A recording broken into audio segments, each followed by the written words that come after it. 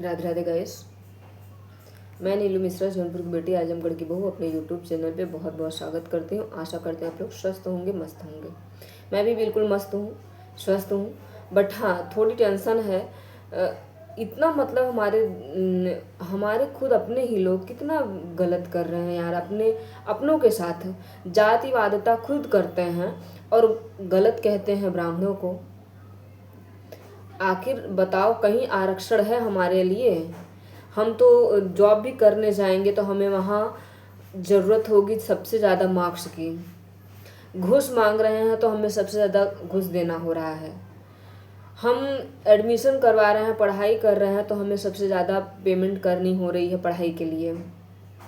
और कोई कोई ये भी विरोध करेंगे, आप घूस क्यों दे रहे हो? अरे भैया, जब घूस नहीं देंगे तो नौकरी ही नहीं लगेगी। जितना भी पढ़े लिखे बैठे रहो, नहीं लग रही है।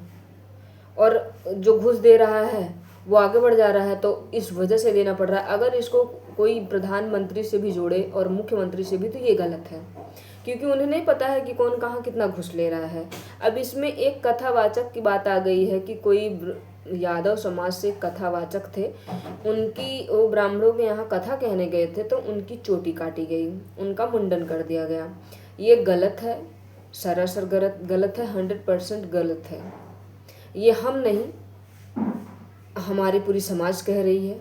हमारे जितने भी ब्राह्मण समाज के लोग हैं, हम हैं, या हमारे कोई भी साधु संत से आप मिल लो, हम ही नहीं इस बात को विरोध कर रहे हैं, सब कर रहे हैं। पर हाँ, यदि यादव जी कह रहे हैं कि जातिवादिता है, तो हमारे अंदर नहीं है।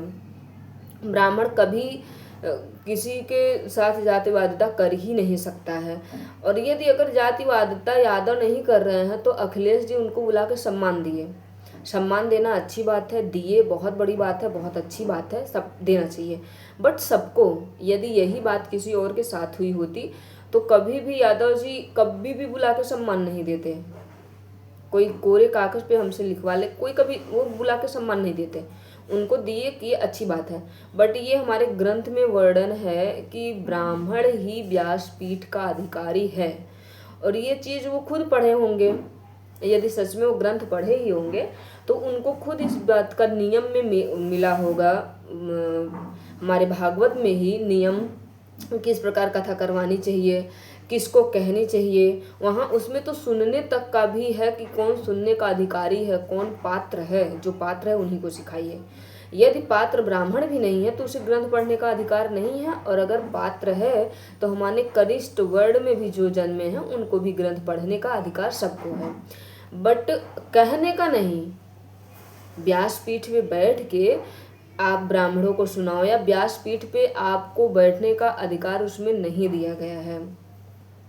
इस चीज को आप मानो। यदि ब्राह्मण जातिवादिता करता तो कभी नहीं कहता कि मुंडन किया गया या उनकी चोटी काटी गई, गलत किया गया। ये कभी नहीं उन लोग बोलते हाँ अच्छा हुआ। यदि वो जातिवादिता करते, उनके अंदर जातिवादिता नहीं है। पर हाँ, जो है, जो ग्रंथ में हमारे वर्णन है उसको तो भाई हर कोई कहेगा। पर अगर यादव इस बात का विरोध करते कि हाँ सुनाना नहीं चाहिए था, तब हम मानते कि आप जातिवादिता नहीं कर रहे हैं। जातिवादिता तो आपके अंदर है, तभी तो आप इस बात के सहमत में हैं। जहाँ हमारे यहाँ बोला गया है कि ब्राह्मण के छोटे बच्चों से भी पैर टच कराने का क्षत्रिय को तक अधिकार नहीं दिया गया है कि वो अपना पैर छुआ लें ब्राह्मण के बच्चों से। आप बुजुर्गों से कितना श्रद्धा उनकी रही होगी, आपका पाँव धुल रहे हैं, बुजुर्गों से आप पैर छुआ रहे हो, कोई अच्छी बात है?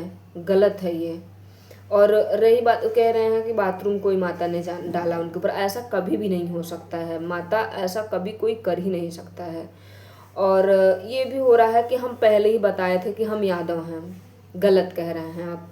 आप यदि बताए होते, यदि वो यादव होते या आपसे नीचे होते, चतुर्वर्ग के होते, वो रेडी हो जाते। लेकिन आप ये कहो एक ब्राह्मण परिवार में आप बताए हो कि मैं यादव हूँ, फिर भी वो आपसे कथा करवाने के लिए रेडी हो जाएंगे, ऐसा कभी नहीं हो सकता है। ये आप गलत कर रहे हो।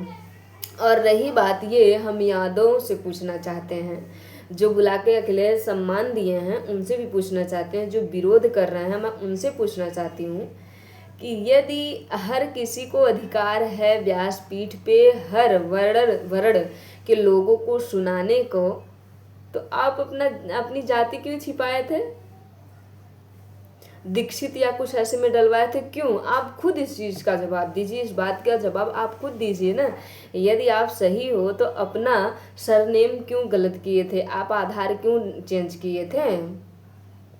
यदि आप सही ही हो, हम तो हर किसी से कोई भी जवाब दे दे इस बात का कि यदि आप सही हो तो अपनी जाति क्यों छिपाया? अरे भाई, हर किसी में, हर जिसमें भगवान जन्म, हम इंसान हो गए वही बहुत बड़ी बात है। जिसमें भगवान जन्म दिए हैं, हमारा अधिकार है कि हम ग्रंथ पढ़ सकें।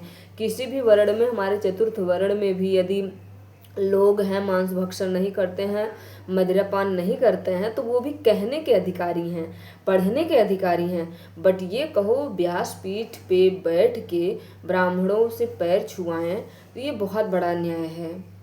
और इसमें आप ग्रंथ भाई पढ़े हो तो उसमें खुद लिखा गया कितना बड़ा नरक आपका होगा, ब्रह्म राक्षस बनना पड़ेगा। इस चीज़ को एक्सेप्ट करो। यदि वो पुलिस तक बात जा रही है, यादव उन गांव के लोगों को जीना हराम कर दिए हैं, वहाँ फोर्स लगवानी पड़ गई है कि वो लोग, उस गांव के लोग नहीं सुरक्षित हैं। हाँ, उन लोग चुटीला काटे, आपका बाल काटे तो गलत किए, बहुत गलत किए, बट आप इस चीज़ को एक्सेप्ट करो भाई कि आप गलती किए हो। इस चीज़ को आपको मानना पड़ेगा। ये गलत है या सही है हमें तो नहीं पता। और हाँ, एक चीज़, मेरे कौशिक जी महाराज भी इस बात का भी बात रखे कि चोटी काटना गलत है, बट उनको कथा सुनाना भी गलत है जब वो आके बैठे। इन सब जो मैं बात बोली हूँ, अपने महाराज जी की काफ़ी बातें ही बोली हूँ। उनके कमेंट में एक यादव भैया का कमेंट आया था कि पंडित जी, अब आप पंडित जी की ही कथा कहना। अरे भाई, हम ब्राह्मण तुम्हारे पैर थोड़ी जाके पड़ रहे हैं कि हमारी कथा करवा लो। हाँ, हमें ज़्यादा मिलने की ज़रूरत ही नहीं है। हम कभी किसी के पाँव नहीं पड़ते हैं, ना हाथ जोड़ के कहते हैं भैया आप मेरी कथा करवा लो।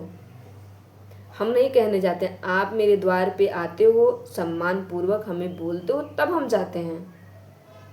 ऐसा मत सोचो कि हम ब्राह्मण कहीं गिरे पड़े पड़े हैं और हम चल देते हैं आपके घर पे। आप बुलाओगे तो आएंगे, नहीं बुलाओगे तो नहीं आएंगे, हम अपने घर में बैठे रहेंगे। पर इस चीज़ को आप कभी धमकी मत देना कि आप ब्राह्मणों की ही कथा कहना। अरे नहीं करेंगे, घर पे बैठे रहेंगे, मंदिर में पूजा करेंगे, कोई ज़रूरी है? बट इस बात पे आप सबका क्या कहना है, आप सबकी राय क्या है, ज़रूर बताइएगा। राधे राधे, जय श्री कृष्ण।